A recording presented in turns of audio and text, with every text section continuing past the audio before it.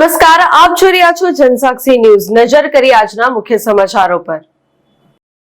Ankleshwar railway station ખાતે નવી શરૂ કરાયેલી વલસાડ દાહોદ એક્સપ્રેસ ટ્રેનનું શહેર ભાજપ અને નગરપાલિકાના પ્રમુખ સહિત રેલવેના અધિકારીઓ અને કર્મચારીઓએ સ્વાગત કર્યું હતું અને ટ્રેનમાં સવાર મુસાફરોમાં શરબતનું વિતરણ કર્યું હતું। ગુજરાતમાં રેલ વિકાસને નવી ગતિ મળી છે। દાહોદ ખાતે પ્રધાનમંત્રી નરેન્દ્ર મોદી દ્વારા વલસાડ અને દાહોદ વચ્ચે નવી એક્સપ્રેસ ટ્રેનની ભેટ આપવામાં આવી છે। આજરોજ દાહોદ ખાતેથી પ્રધાનમંત્રી નરેન્દ્ર મોદીએ વલસાડ દાહોદ એક્સપ્રેસ ટ્રેનનું વલસાડ ખાતેથી વિડીયો કોન્ફરન્સના માધ્યમ દ્વારા લીલી ઝંડી દ્વારા પ્રસ્થાન કરાવ્યું હતું।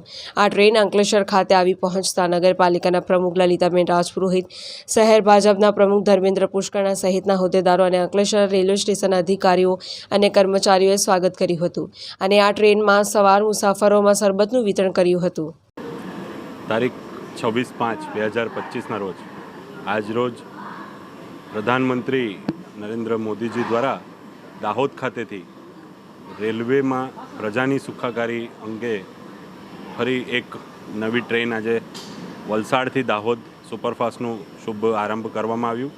જે ટ્રેનનું આજે 2:30 વાગે અંકલેશ્વર સ્ટેશન પર આગમન થતાં અંકલેશ્વર શહેર ભારતીય જનતા પાર્ટી દ્વારા સ્વાગત કરવામાં આવ્યું રેલવેનો સ્ટાફ સાથે રાખીને। અને આ કાર્યક્રમમાં અમારા નગરપાલિકાના પ્રમુખ શ્રી લલિતાબેન અને અમારા સંગઠનના મહામંત્રી કેયુરભાઈ અને અન્ય કાર્યકર્તાઓ ઉપસ્થિત રહ્યા। પિન્ટુ મોદી, જનસાક્ષી ન્યૂઝ, અંકલેશ્વર।